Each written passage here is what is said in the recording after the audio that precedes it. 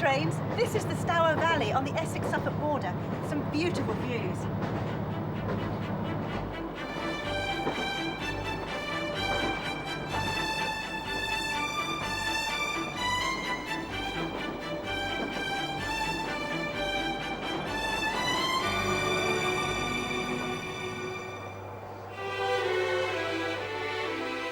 This is the countryside of Gainsborough and Constable. But I'm heading away from the tourist spots to paint some of the quieter corners of the valley.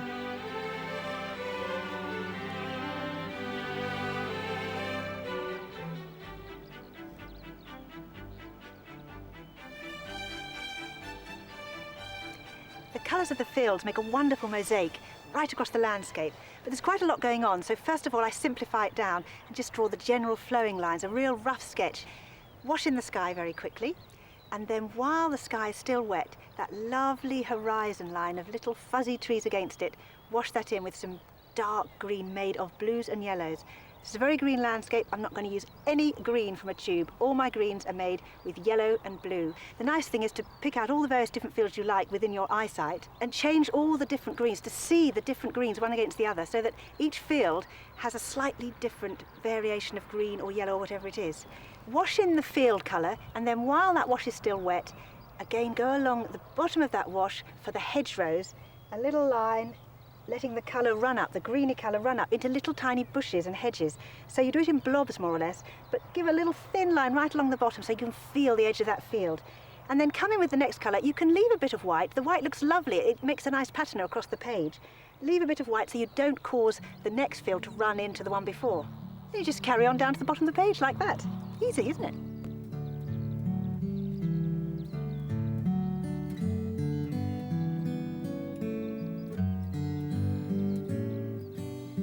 And then touch in the roofs of the houses, little tiny dots for windows, brush of blue on the river just to reflect the sky, and she's finished. That was easy, wasn't it?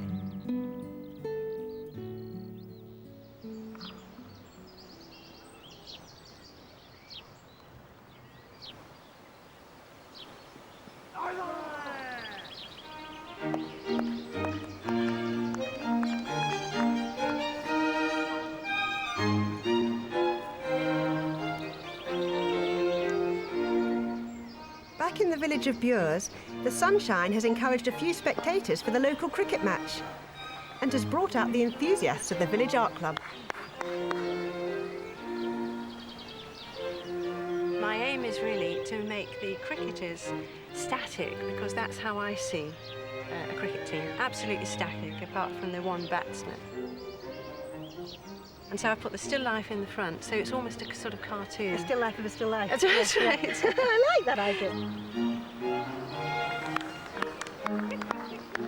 I'm glad you've chosen the pavilion to paint, because it's delightful, isn't yes, it? it's quite a nice shape, isn't it? And it's lovely thatched roof. Yeah. Yeah. I like all the detail you've brought in on the trees. Well, there's quite a few greens, aren't there? And you've setted them all out on your swatch there at the side, which is a brilliant idea. I've painted the church before from a photograph from the other side, and the part of the porch I found very, very difficult, and so I put a bush by the side of it. And you know, we have an art exhibition every year, and this picture was in the art exhibition, and somebody noticed that I put a bush in front of the porch that wasn't actually there. A lot of people are afraid of painting movement in case they get it wrong. But if you don't try, you'll never get it right.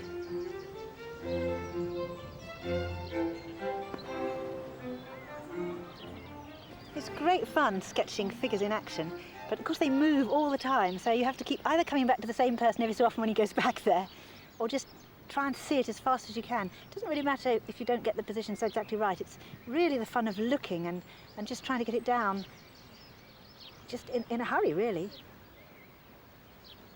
I mean, you end up covering pages and pages and pages of sketchbooks. But it's just so nice to be out here in the open air watching the cricket match. And some of the sketches work out, some of them feel like the action. There seems to be a lot of standing around in cricket, I must say. I like that pose when they're just ready to bat.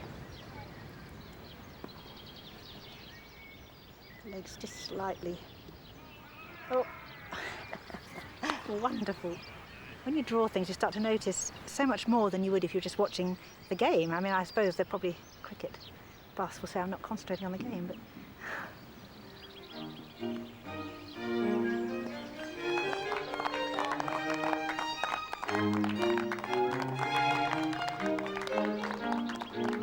We're looking forward to the tea good. now. Very good. Famous last. I've been on television. No, I know everyone plays cricket. It's this wonderful tea. Look at this. Oh, Rolls. Oh, we're artists in our own right. You certainly are.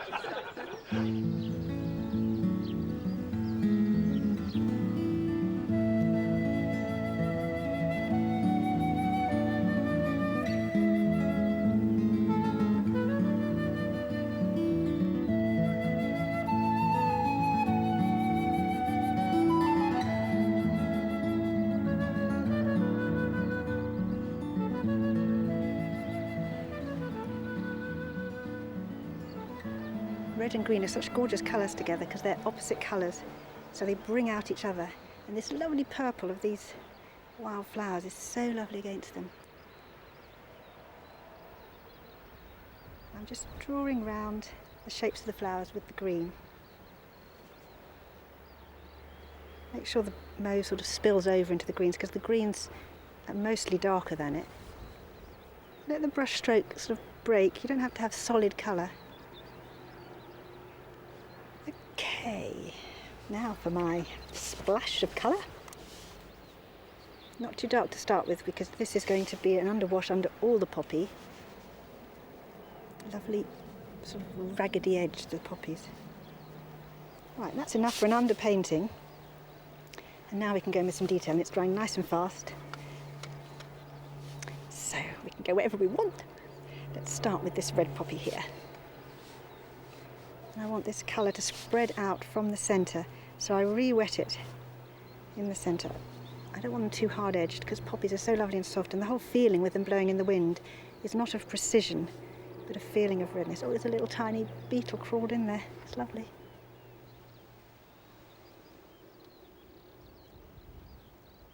Poppies are such a lovely thing to paint, partly because you don't often get the chance to paint reds out in the landscape of such a strong colour.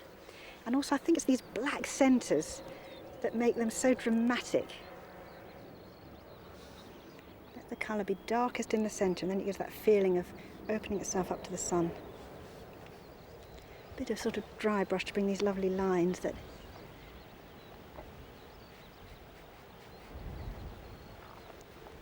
You can see why they don't last long. The wind's spattering them even now and it's just a gentle breeze. Right, now we're going to really draw around the edge of these petals. Oh, that's lovely mauve behind there. But bring out the poppies with some darks against the lights. It's always dark against light, dark against light. Put in, just sort of mix the colours. The background, just sort of a mass of colour of just the green. So just let it wet and wet, be soft. It doesn't have to be specific. All you're doing is actually drawing the shapes of the poppies with the background.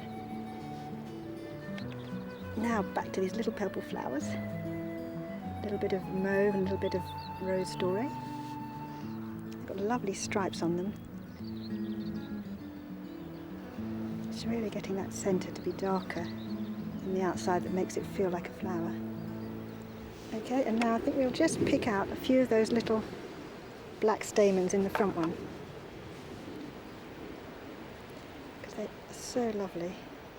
And just a few little white blobs of the little stamens and the purple flowers. Okay, I'm happy enough with that for now. Probably fiddle with it at home, but I have really enjoyed myself sitting here, painting those lovely colours in this lovely landscape. I hope you enjoyed it as much as I did.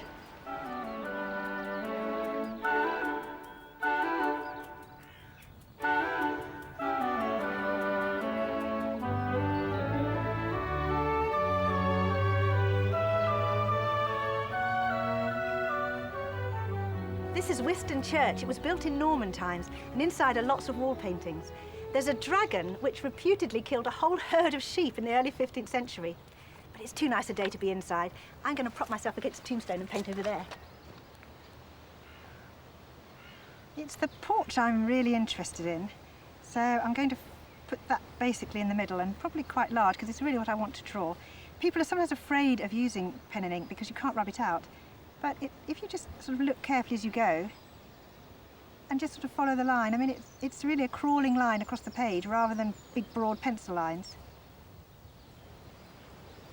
The thing to get is the position of that porch underneath the tile roof there. Oh, it's much further across than I would have thought.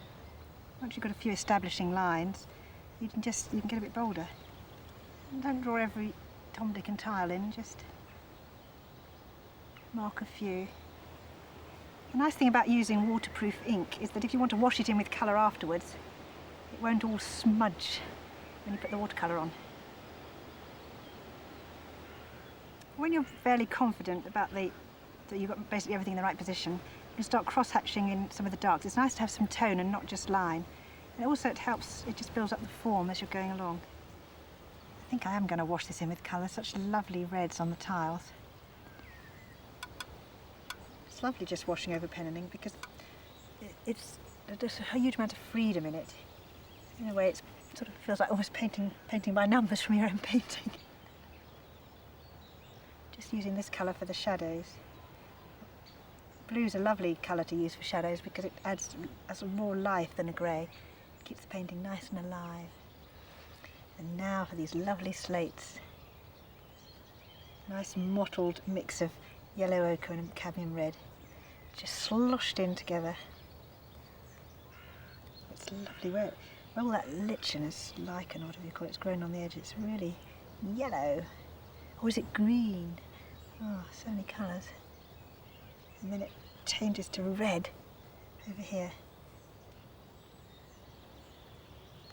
Just let the brush sort of play across the paper.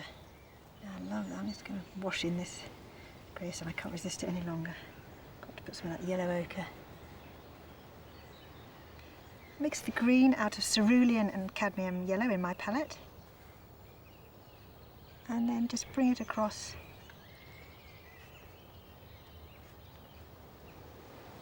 And then into the trees. I love that shape between that and the porch. That's my favourite bit. It's really rather dark. I think that's what made me want to sit down here, is that actual angle in there between that shape and that shape there. Don't fill in all your ink lines. If anything, sort of go over them and to the side of them, because then the whole thing has more life. If you follow them and fill them in, it really will look like paint by numbers. Okay, I think I'm going to leave it at that. I want to keep it nice and fresh. Another nice memory for the sketchbook. The next stop on the Stour Valley line is Chapel, but you have to get off the train to see the village's most dramatic feature.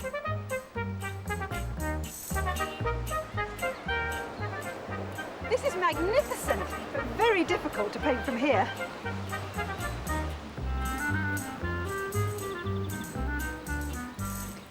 Close up, this viaduct looked majestic, and it's a very impressive piece of engineering. But now I'm here, I'm actually wondering, does it make a good painting?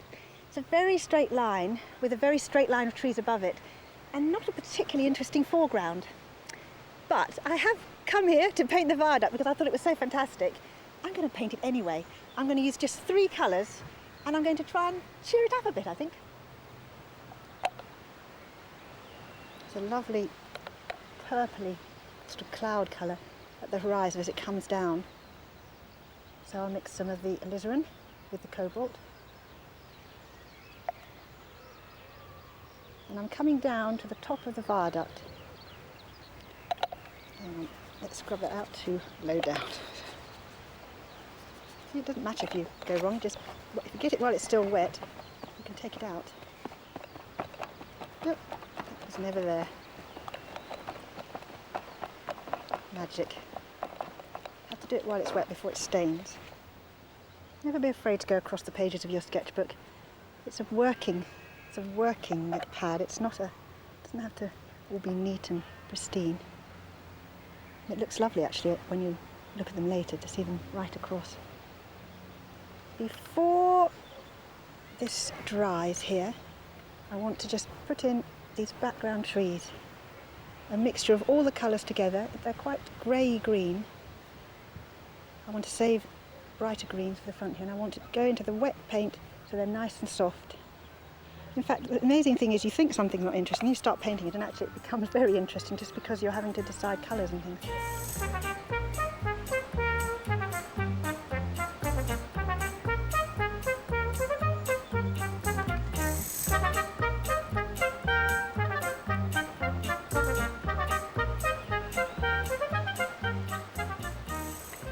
Don't bother counting the number of arches, just wet areas that you feel are sort of right. If you start getting to try and do an architectural drawing of this, I think it would drive you crazy. It would drive me crazy. But just wet with the brush, and the nice thing about the brush is it's the shape of the arches. If you half close your eyes, you can see the strength of the shadows under the viaduct, and they're much deeper right underneath the railway line. Put in wet, and then we'll just top in darker at the top. As it goes away from you, they're getting wider, the shadow part is getting wider. Again, they don't have to be too accurate. If you look at the space between the pillar and the shadow, in other words, the greenery through the back there, that will give you a good guide as to the shape that this takes.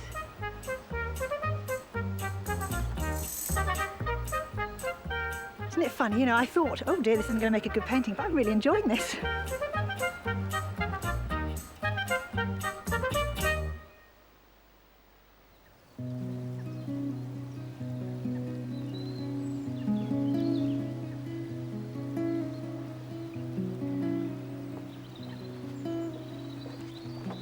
Constable painted a few mills in his time, but I don't think he painted this one. So, no competition, I'm going to have a go.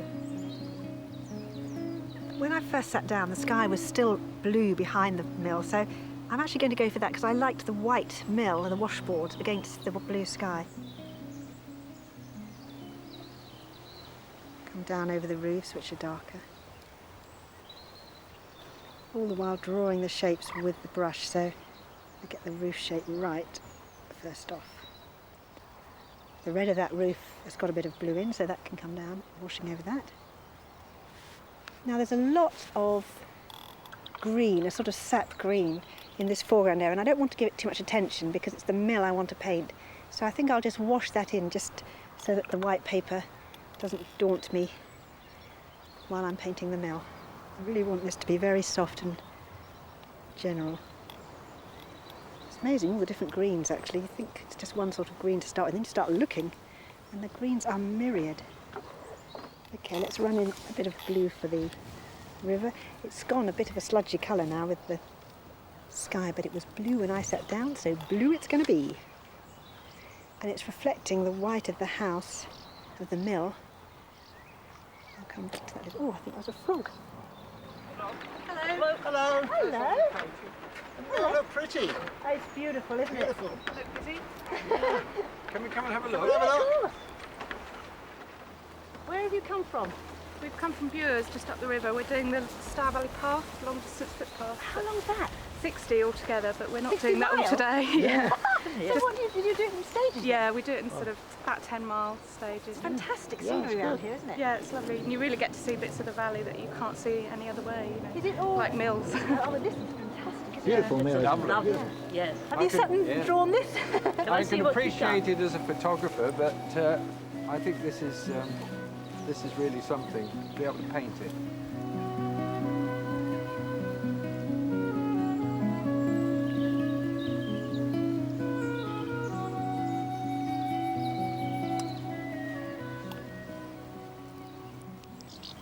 It's a good idea to try and get the colour you want for the brickwork right more or less first time rather than to keep going over it, because watercolour always looks fresher if it's not got too many layers on top of the same sort of colour. It looks nice when you're putting different glazes on, but to keep on working over the same thing tends to kill the watercolour off a bit.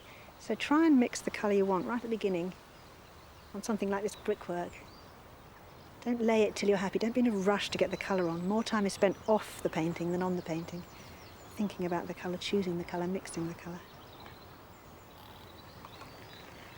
The colour of the actual bridge over the river, over the stream, over the mill stream, is a sort of purpley sort of brick colour. It's gorgeous. And it's nice and mottled, so let's make that nice and swishy. Watercolour's often about contrast, a soft edge and then a hard edge, soft edge and then a hard edge. And leave the white eaves. It's always best if you can to leave anything white as white paper, because you'll never get it fresher than that. Dark against light, these lovely dark tree shapes. People always worry about trees. I think the best thing is not to emphasise them too much if you're slightly worried about them, especially if they're background, and use the brush quite dry so it leaves patches of the colour of the sky, in this case, behind them.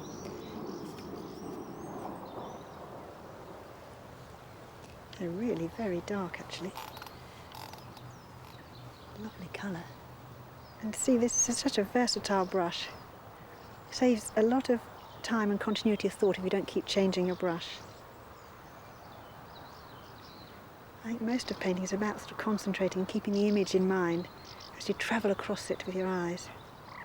And you keep coming back and you're finding, oh, this colour goes there and this colour goes there. And I think that's mostly the fun of it, is that suddenly you realise it's all a oneness. And now that grey roof. I think that's a bit of ultramarine and a bit of burnt sienna. Wonderful colour for greys. A nice touch of dark grey. Not every window, or as you get too carried away, just try and sort of feel them and don't sort of fill them in. Just keep a nice sort of edgy brush stroke. Don't forget your eye can't really see, I mean you can see the detail, but when you first look at it, what you perceive is the whole view. You don't see every little tiny item, and that's really what you're painting. You're painting what you first perceived with your eye.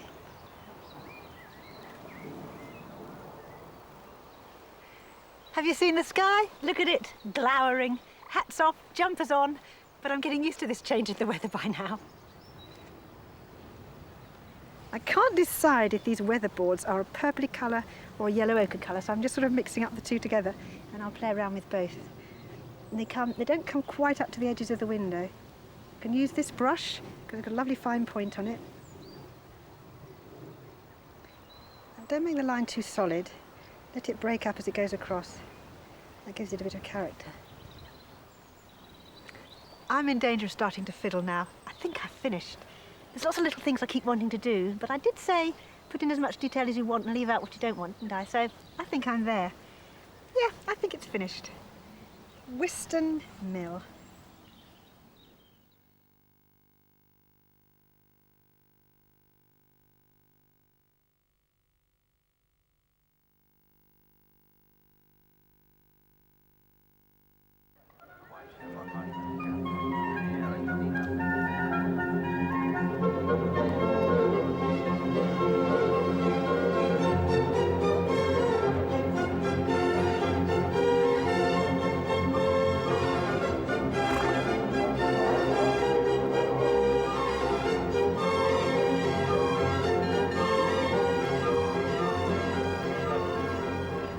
It's race day at Newmarket. There's lots of colour here.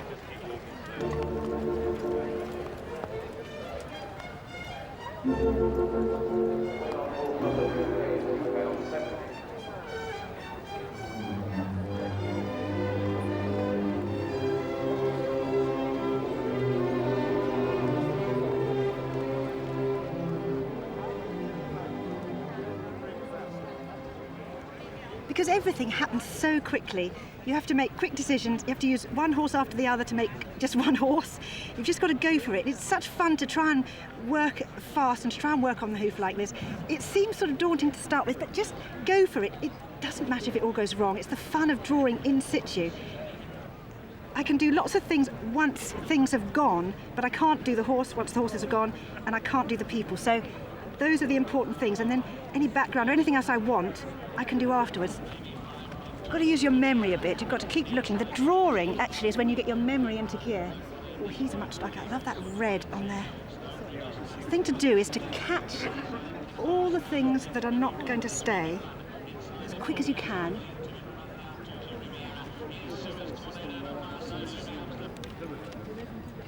A bit more burnt sienna. Now let's get some tone into this horse. Now where's these darks and lights? Oh, they're so glossy that you can be very crisp about your darks. Each time it's just waiting for another horse to come round into the position. The ring is filling up with people. I can't even see the horses behind them. Okay, now let's have a look at the jockey. I've seen several jockeys go by, and I think I like the one with the red and the yellow the best. So let's get his colour in.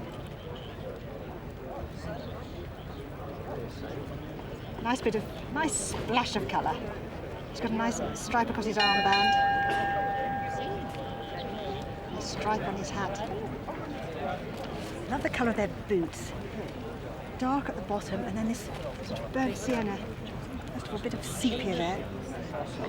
Number 3, Baladera. There's different greys. The men are in so many different grey suits. Try and make a nice grey out of sepia and ultramarine. Baladera. With Panama hats everywhere. Such a gorgeous day, and I love seeing men wearing hats as well. I like seeing everybody holding their newspapers and things. Bit of light down her arms, leave a bit of white there. And then for the legs, just a bit of sort of dryish brush, and not too detailed. If you just let it sort of bleed away rather than show them specifically, don't give them feet. It gives a much better, just a feel, a sort of movement, and it saves all the worry of trying to get it right, because you're just giving the feel of them being there, the feel of them being standing on the grass. Forget faces, you don't need them. And then all these people behind. I loved all those people, all the different colours, so we can just pick any colour we like. I mean, this is so colourful here, it's great, it's an excuse to use anything. Almost the less you say, the more. Leave the eye to do as much as it can itself. Just hint at detail, and then let the eye make up the rest. Just give it a clue. Well, this is an impression of 2 circuits of the parade ring. I'm happy it's got the feeling I wanted. They've all gone now, and I'm off to watch the race.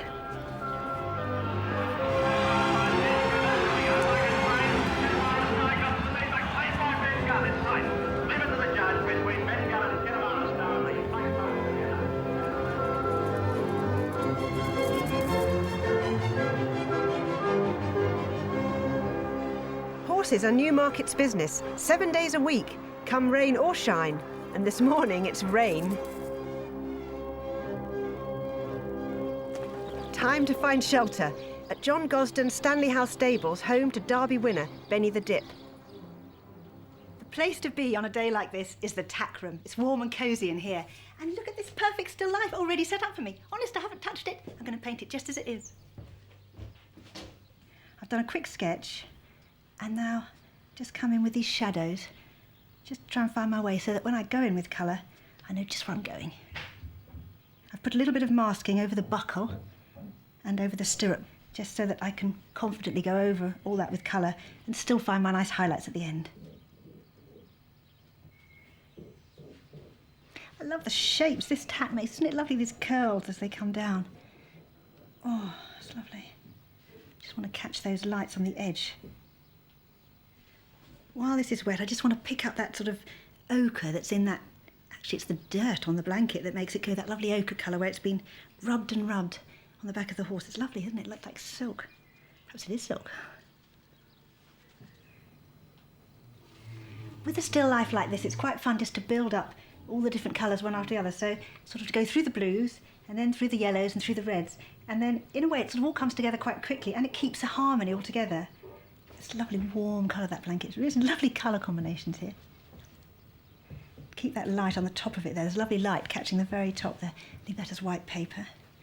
And then I'm going to bring some ochre in under the browns of this saddle. Not everywhere, but I just want to get some of this. It's very sort of warm there.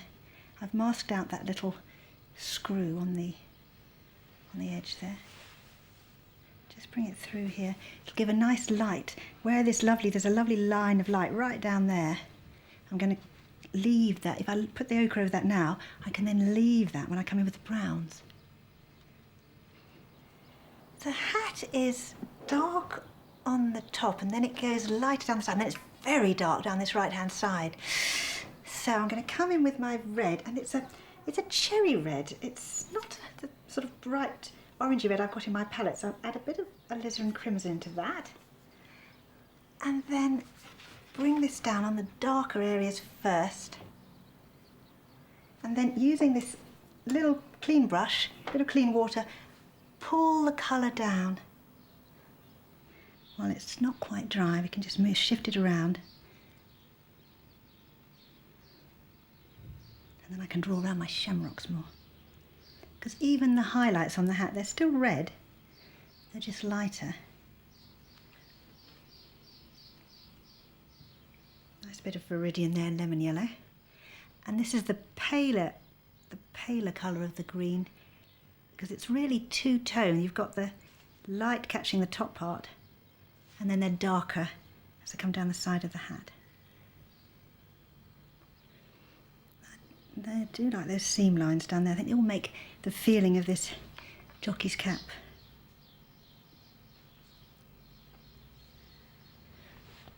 Okay. Top of that is quite dark as well. Right, then I'll just need a little bit more when that's dry. A little bit more red over there. And that'll be fine. Just want to go over all this lovely saddle work here with a basic brown that I can then play with some stronger colours. There's a lovely highlight there on the stirrup. It's dark there. Actually, it's beautiful the way it's drying so nicely in here. It's lovely to have a damp day outside and to be having watercolour dry quickly inside. Lovely. See how it's dried, much lighter.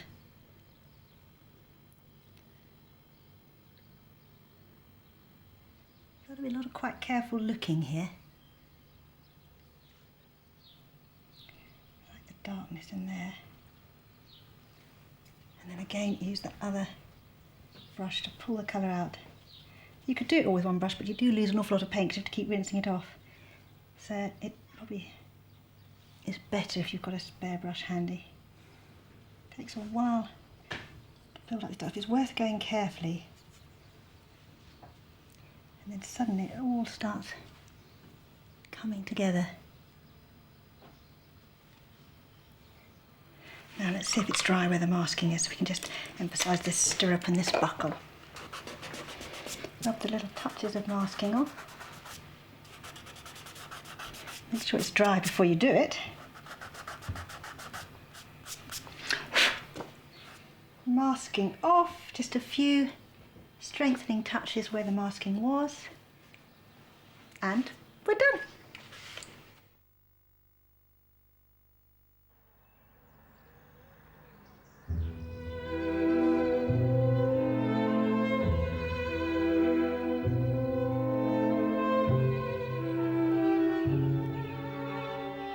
The landscape to the west of Newmarket is flat, very flat. But flat does not mean boring. Margot Andrews has been painting the view from her back garden for 22 years, and she still finds the flatness inspiring. Well, I think that it makes you either enjoy the huge space, and I suppose it's 16 miles we can see quite easily, and although we're not at the top of Ely Cathedral Tower, we can see a long way. And then it makes us focus very close, so that if you're by the river, the reeds and the bird life and that kind of thing, you look at it very closely and intimately. It must be wonderful when there's snow all over it and it's just white reflecting the sky. Yes, yes. I did paint it then. And, quite dramatic. Yes, it was Very exciting. Very exciting. Yes, if you're on white paper. I like this little group of houses here. It's so lovely the way the roofs go this way and Yes, that way, that's right. and the light's just catching as Yes, the sun that's goes it. down. And in the morning, of course, it's quite different because the light catches the end of the farm. I like this sort of layer of line upon line. Yes, that's right. But I must admit, I love having a little feature like a house that sticks up, and you've got this perfect view, really, haven't you? And trees aren't very common. They're becoming more common in the fens, but this little group of trees here is unusual. I think there's even a row of walnut trees at the back there, which make a lovely pattern from the other side. What colour are you using for the green, for this vast expanse of green in the front here? I think I'm mainly using lemon yellow with viridian green, and then that makes a very sharp colour. So I soften it with perhaps just a little bit of yellow ochre, or Venetian red again. Oh, good idea. Yes, to just kill off the greenness. Yes, that's right, just a little bit. No. Look at that light now. Look It's how the not dark domestic. sky against the light of that. Isn't that gorgeous? Yes, your blues and purples and so on that horizon line. I think the horizon line's tremendously important.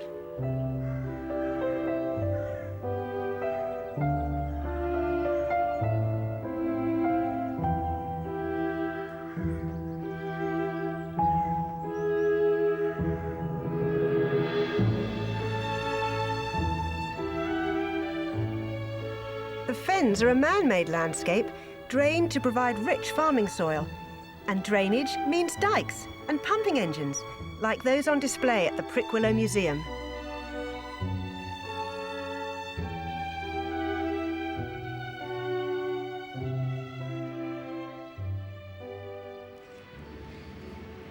I love any excuse to paint red.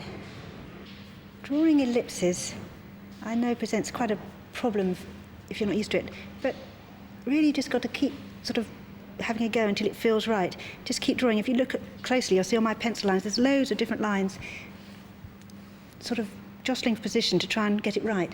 It's just a matter of looking and looking until you actually do get it right. It's always best to leave more highlights than you think you're going to need, because you can always paint over them afterwards. But it's a shame to cover up that lovely fresh white paper on highlights you're going to need and then have to retrieve them with white paint. It always looks fresher if you can leave that white paper. Different paintings require a sort of different approach. And here, because they're such strong individual colours, rather than sort of use the colours underneath each other, I'm kind of inclined to just paint quite a lot of local colour, the actual colour itself, on each item. Well, that sees through the red. Now I'm going to go for the green. Because there's so many lights lighting the subject, you can't paint all of them. It'll just look a bit of a hodgepodge. So you sort of pick a main light. And I think the main light is really coming close to that other cylinder there. When you start drawing, you start to wonder what actually each thing does. I mean, the cylinders and the handles are obvious, but what's this little thing with its little nuts and bolts? It's always best if you can pull it all together at the beginning and then do your details once you've established your main shapes. These brass nuts, they're picking up the green off the side of the engine there, so I'm going to put some green in under there. I love the colour of this brass. So shiny. Shiny things are always a little bit difficult to decide what real colour they are. So I'm just going to put a little bit of yellow ochre on first and then sort of feel my way a bit. They're more to do with their darks and lights, the way the light plays on them, than they are their actual colour. If you've got something like this kind of dual image where you've got two things that are similar to paint, and one's more in the foreground than the other, it's a good idea to start with the one in the background because it's less important than your foreground one. It'll be less noticeable. And so it gives you a chance to try out your colours, to try out what you want to do before you're coming to the one that will really lead the eye into the painting.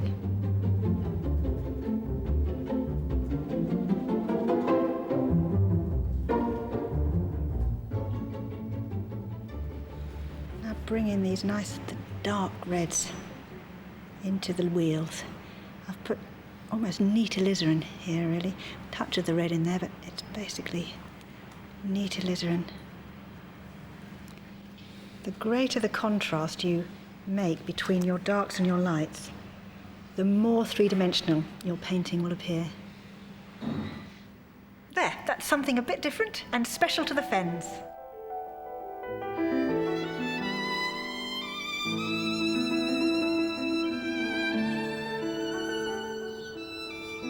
can see why they call Ely Cathedral the Ship of the Fens. She stands out magnificent above this lovely flat landscape. It's never a good idea to put your horizon halfway through the middle of the picture. In this case, the sky is so gorgeous, I want to have lots of sky and then come down to this flat landscape. Lots of bright colour in the foreground from this yellow. Mix up plenty of cobalt blue for this sky beforehand, so you're ready. Nice big brushes. And then wash this blue sky in. Lots of big, bold brush strokes. Just come round the top of those white clouds and just slosh it in all at once, keeping it well wet. It's a perfect drying day. It's going to dry quite fast. You've got to work quickly, and that's the better for it. Just before the sky wash dries, let the trees grow up from the ground there. Some soft edges, some hard edges, because the sky is dry in part, still slightly damp in others. A flat brush is ideal for drawing the shapes of this cathedral with the colour.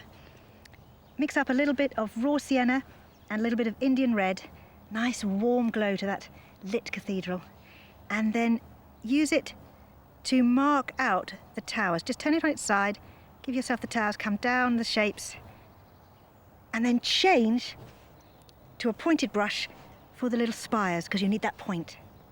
When you look at it from here, the whole mass of the cathedral and the trees grows up from the ground. It's not all hard edge, it's all soft and growing. So let those trees just grow, just sort of spread into that shadow.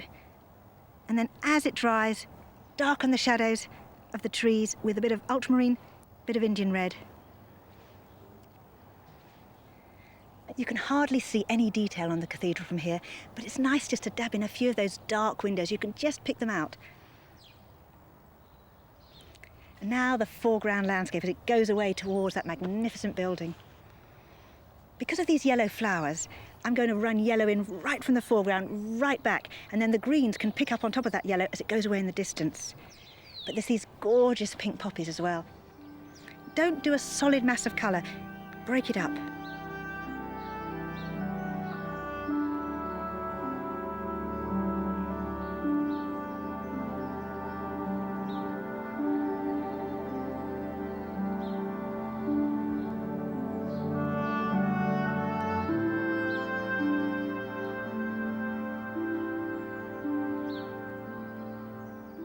Last but not least, the beautiful flowers in the foreground, these lovely pink poppies. A squirt of permanent rose, hardly any, we don't need very much at all, nice and dilute, and just pick out some of those white spaces, not many. And then just a tiny touch of green to darken the base, and then bring down that stalk. And then, with that nice fine rigour, bring some of these lovely grasses with their seed heads into the foreground just to give a bit of feature, just like that, not all across, just one side, leading up to the cathedral. And there we are.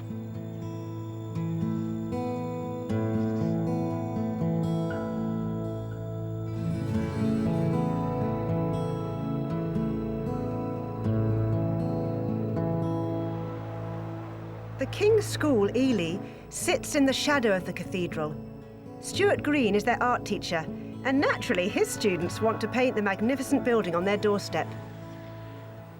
What I try and get them to do is actually to think about things in simple terms, to reduce the complex structure, to look at the essence of the shapes, the way that the building thrusts up towards the sky, and the way that the colour is really an impressive selection of browns and greys, and you really, the colour changes very much with the atmosphere and the light.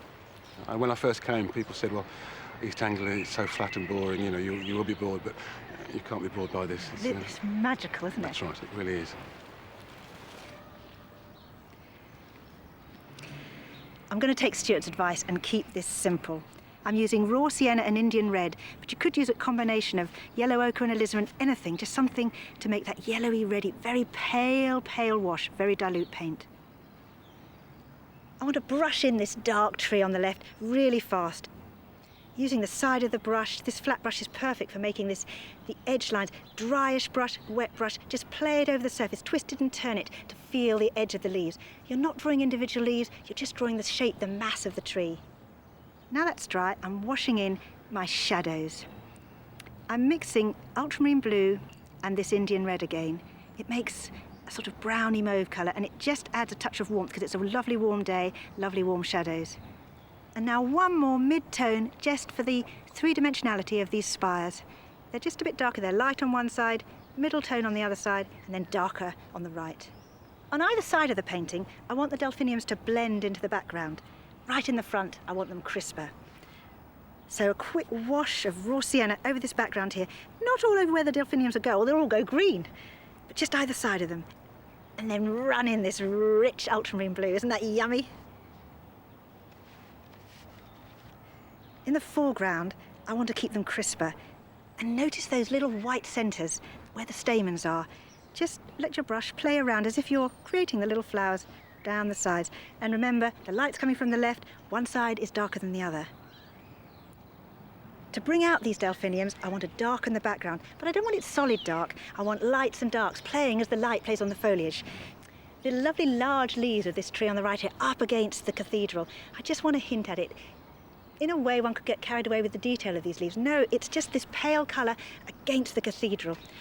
I'm adding a touch of lemon yellow here, just to sort of lighten up and heighten that green. Right, I've got the memory of Ely Cathedral that I want. And what a lovely place to sit.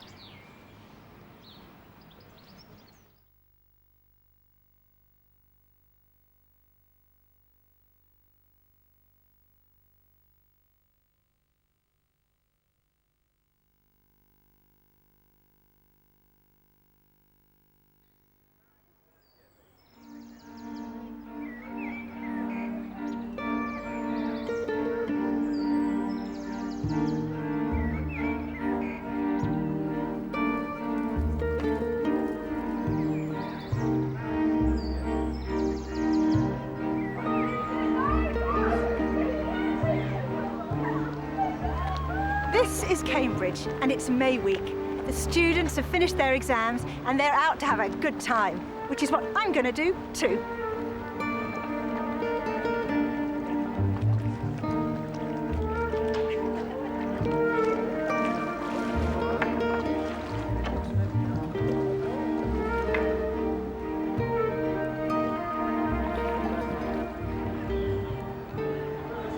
This is my favourite bridge along the backs. Clare Bridge with its sinking middle. I love it. I don't think I've got much time here, so I'm going to paint a very quick picture. To me, it feels sort of warm and ochre-y. In reality, it's probably greyer than I'm going to paint it, but I want to lift out that lovely yellow stone that's in it. There's light coming through the centre, and then it's very dark where it reflects that copper beech and these greens on the right and left-hand side. And all the reflection is darker than the world above. Come in wet, a little bit of wet over dry, until I've built up the reflection of the arches, the bridges, the foliage on either side. I can let it run a bit, I can control it a bit of dabbing, just be in charge. It's your painting, remember. And now those lovely, lovely dark archways, a mixture of alizarin, ultramarine, burnt umber.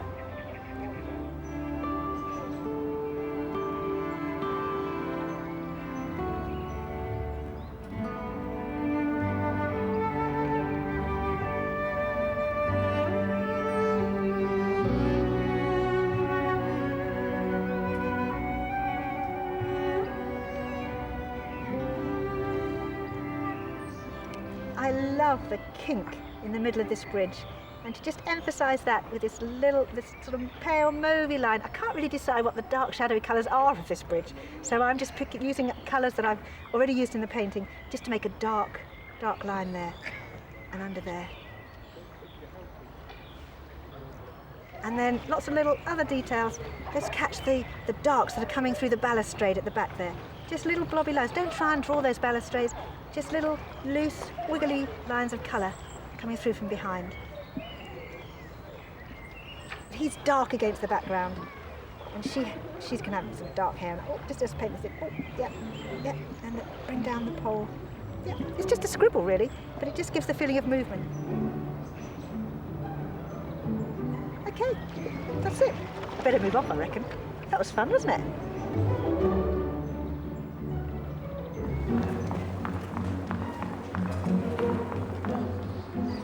The great thing about Cambridge is there's a sketch round every corner.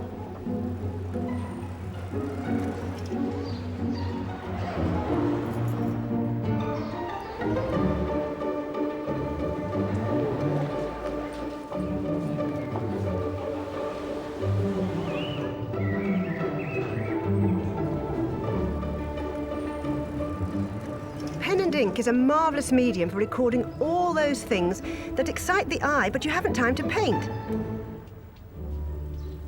Let your pen wander over the page, looking up and down all the time, finding shapes, repetitive lines, the spaces between things, the ins, the outs. Don't worry about the finished thing. Use the pen to explore. Let it be an adventure. And of course, the skills you build up will apply to the sketches you make when you're preparing for a painting.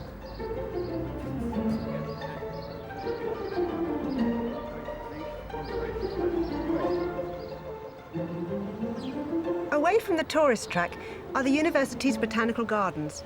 Anyone can come here to paint, and today the gardens are being visited by pupils from the nearby Perth School.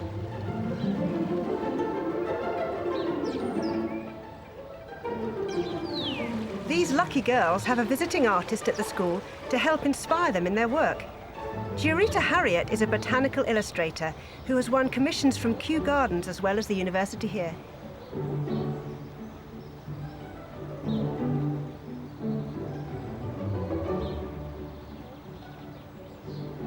Well, first of all, I get them to look at the plant and to observe it, and then to actually do a proper botanical drawing. So that they have to actually bring your pencil drawing. So they have to bring together, looking at the plant, looking at it botanically, looking at the structure, looking at the pattern of where the leaves emerge out of the stem at different angles. And then when they've done all of that and they've drawn the flower and all the different parts of the plant, and I've got them to really look closely and draw that accurately, then the next stage is also to slightly design it as well, because it's a synthesis of art and science, and that makes a good botanical drawing. There's some real talent and lots of enthusiasm here. Whilst the girls are engrossed in their painting, this is a great chance for me to paint them. Isn't this one of the most favourite subject matters? People with flowers, the sun out. I mean, what more could you ask for? I want to start with the shadows because as the sun's going in and out, I just love the lights and the just quite faint darks that this translucent sunshine makes. So I'm just going to bring those in quickly while the sun's out. Just stroke these in an ultramarine. It's ideal for this because it's a warm blue and it's not too strong in this dilution if I want to alter anything later, or if... See, they're lovely, they're pale blue dresses. This is an ideal colour. So lovely, the poses that children take up as well, where this lovely foot turned in here. Now I'm just going to now draw round the light parts of the girls using the background. There's a lovely bunch of big white daisies behind here, all framed in this lovely sap green. So that's ideal for drawing the light sides of their school dresses. It's often easier to draw shapes by the shapes around them rather than the shapes themselves.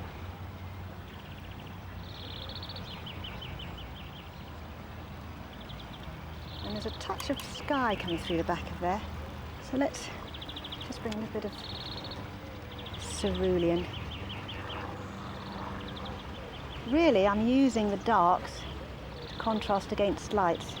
So it's more a case of using the background to draw the foreground than it is painting the background itself.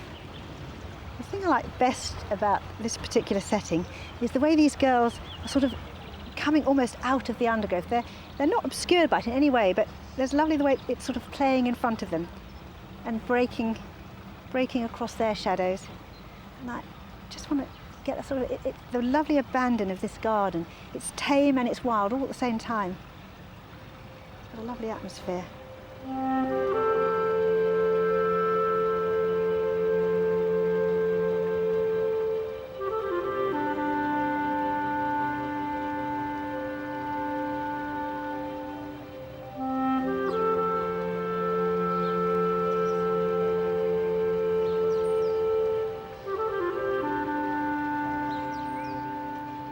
people find it difficult mixing up flesh colours, but I think that something like a scarlet lake and a bit of yellow ochre, any of the sort of reds and yellows mixed together, and they just dilute it to the right consistency. Keep it light to start with, because actually it's quite pale, especially when it's lit by the sun. And you can always bring your shadows in afterwards. But if you go too strong, it's a shame then to sort of rub out the colour or to lift out the colour. It kind of kills the freshness, the translucence of the flesh tones on the skin. And there's always little highlights. Even if the person's moved, you can more or less guarantee there'll be a highlight on the nose, on the top of the cheek, maybe on the forehead. And you can always get rid of it afterwards if you don't need it, but it's hard to bring it back once you've lost it. It's best not to be too specific with features, because it's not a portrait, it's more a figure study. And if you get too specific with the facial features, it kind of gets you carried away on the wrong tack. It's the shape of the person, the way they sit, the way the light's catching them that's important in this painting. It's not what they look like. I've left little white spaces amongst the green foliage for all these lovely little specks of different colours poking their little heads out between all the greens. Some pinks here. Just there's nice little areas. Oh, and then some more pink under her feet there. Let's have some yellow as well. Nice bit of cadmium yellow there. Excuse to dip into everything in the palette here, isn't it? These light ferns in front are really brought out by those dark shadows behind. And then there's shoes. Let's get the shoes in. Nice dark accents, but I don't want them too black because they're sort of peripheral. I just want a nice sort of feeling of the presence of them, but I'm not really going to say too much with them. The more just to hint where the shoe is, rather than have it too black and standing out. Top of the rocks are lit by the sun. I really hardly want to do anything with that. Just lovely sort of pursed lips of concentration. And then maybe a little bit stronger here on the shadows of the fingers. Those girls have done really well to sit still for so long, but I can't ask any more of them. I think I'll call that a day.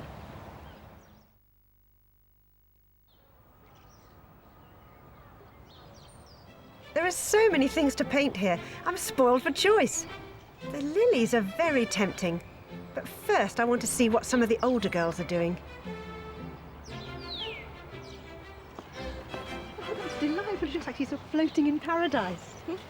I love this, it's like a papyrus, isn't it? But I don't know, it isn't a papyrus, is it? No, some kind of water plant. This is charming. I can see you enjoy painting flowers. Yeah, I do. It's nice with watercolour and... And with the pencil as well. Yeah. You've done quite a detailed pencil drawing there. It's lovely. You can see the pencil lines with the sort of movement. I prefer to do pencil than watercolour, so I wanted to get more detail in before I started colouring. But it's lovely then washing the colour over the top of the pencil lines, isn't it? Is this your sort of undercolour and then you're going to work on top, letting the colours come through? Yeah, you'll have to see later on. Oh, I how should it definitely turns come out, back. but it looks rather silly at the moment. Yeah, oh, yeah. No, because you can see that you've built up your composition all over colour. In fact, that's a bit like I do watercolours, and then you use them as the glazes, one above the other, yeah?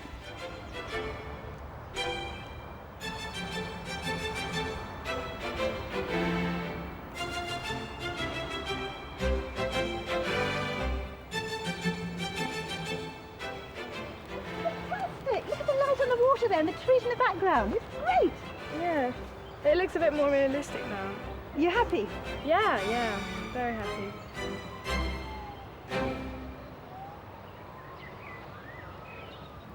A quick sketch just to draw around the water lilies and then using the paint, very wet indeed, and just bring it right round these lilies. It's a wonderful subject matter, this, for sloshing in a lot of lovely wet paint, but keeping those water lilies lovely and crisp white paper.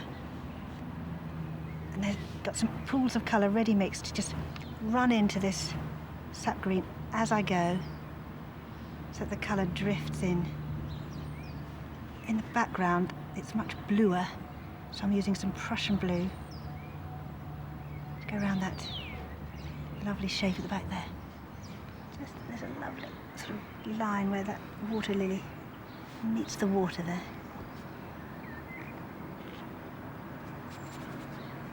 And then coming much more yellow. I'm using Indian yellow. It's a nice warm yellow in this foreground. For the lilies cutting across that reflection there. And then come in under here, trying to get that reflection nice and wet, running in. I see that catches it too. And it comes round, and that water draws the top of these petals here. There's a sort of reddy greeny leaf here.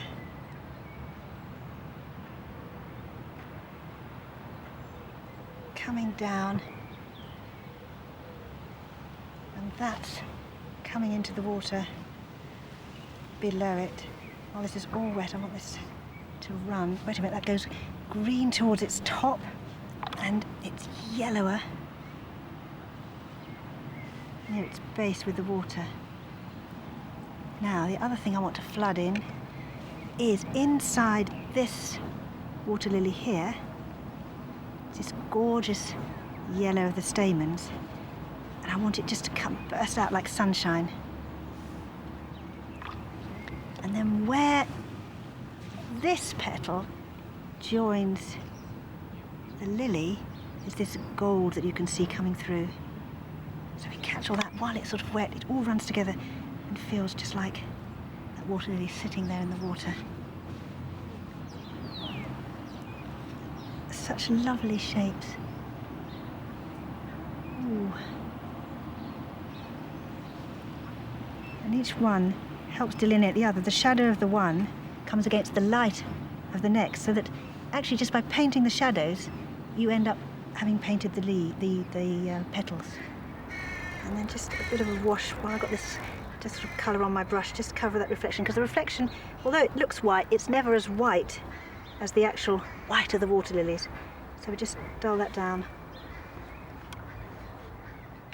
Just wet the area behind here. We're going to plunge in some wonderful dark now. What colour is it? Is it Hooker's green dark? Is it sap green? Or is it some Prussian as well? Let's put it all in and come in here. I want it really dark against that petal there. Then the same here, the other side, where this water, where the shape, let's find the shape. I want to keep that white light on the water. There's the shape of the lily pad there. So I want to flood it in there. Okay, and this is a bit lighter green, so that's sap green. This darling little bud here, I'm just going to wet that with wet, clean water, and then just run in a little bit of neat, almost neat Prussian blue under there. Just that runs up to shape the roundness of that bud. Just guide it around, help it there. A flat brush is lovely for these, the sort of the panels on the leaves. Rather than the pointed brush, it just gives that nice edgy feel to the way these lily leaves grow. What about the foreground lily pads here? And this one comes across here, and then its indentation is there, and then it's got a lovely sort of wrinkly fold at the edge here, a sort of tilt, and I think that could do with a bit of sap green just bled into it while it's wet. There's very few colours that build up this lovely contrast of interplay of leaves and shapes and colour. It's all a lovely sort of soggy wetness. The centre of that leaf, spread it out. If you work quickly, it's just a matter of judging, drying time, working quite fast, but it's a loose painting, so it doesn't matter what happens really, as long as you sort of keep it all moving and keep it all floating around, so that you get this feeling of the water lilies, and it's a whole razzle-dazzle of petals and leaves. You don't want it to be too specific. You want it to feel like this lovely sort of drift of ins and outs and ups and downs. I never know how a painting's going to turn out when I start, but I wanted to keep this one soft and washy and sort of magical. So I guess really I should stop now because that's where it's at.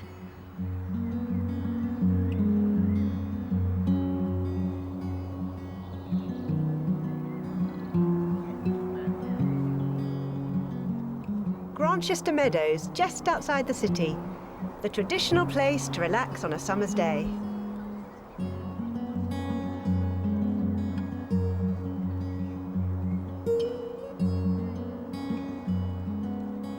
This is such a wonderful setting with all these people scattered about on the grass. What a great opportunity to have a go at putting some people into a painting. But I'm only going to choose a few. And I like that little group of 3 down there. They make a nice focal point against the river. And then, look, there's a punt just coming down the river at the same time. Perfect, that's just what I want. Now I'm going to have to paint these people in pretty quick because people have a habit of moving. And I love the pose they're in right now, but they won't hold it. So a little bit of flesh colour. I'm going to make that out of a bit of alizarin and a bit of ochre, I think. And then bring down the darks of their clothes, the shadows. And I've got to put this champagne bottle in, so a little bit of hooker's green dark here with a nice shadow down the side. I love the way that punt is just behind the people. It helps bring out the people against the river because they're sort of dark shapes against this very light river. To pick the green of this grass, changing under the sun, going in and out, a bit of raw sienna, a bit of Prussian blue, and then where it's just a bit lighter, a bit of cadmium yellow and a bit of Prussian blue. Wash it all in, nice big fat brush. Wash it all over and it can go into the trees, under the trees, all around. I love those dark reflections under the trees here on the left. The way they make the water suddenly goes from light to really dark. And then slightly lighter reflection on here, but I'm just going to wet the surface of the paper a little bit first so that as these colours come in, they just run ever so gently. Not a great deal because I don't want them to flood into all this light. Just bring them in a little bit, little touch. And then just the lovely reflections of those poplars. 1, 2, 3. There are 4 or 5, but I only want 3 for my painting, otherwise it gets too cluttered.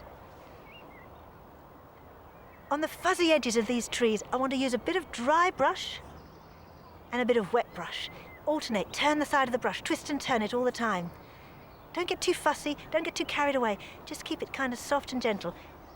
And over here on the left, where the trees are stronger, and again, let this broken brush stroke describe that sort of broken foliage.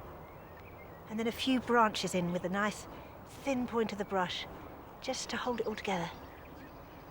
And I love this fence along the bottom here. It does a very funny thing where it meets the river. It sort of divides. I'm not interested in that. I just want its triple rungs across as they come to the river. Side of the brush, nice and loaded, burnt umber, ultramarine blue.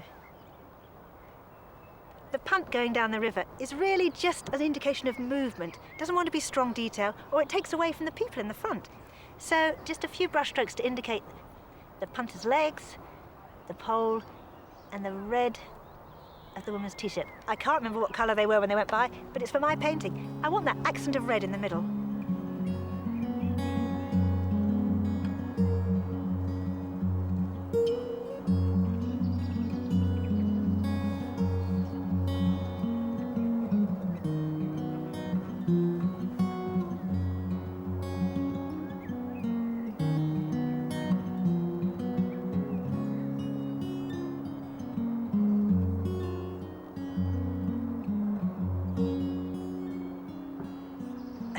Wash of the same green, but just a little bit darker, across these meadows, just to break them up so they don't look too manicured.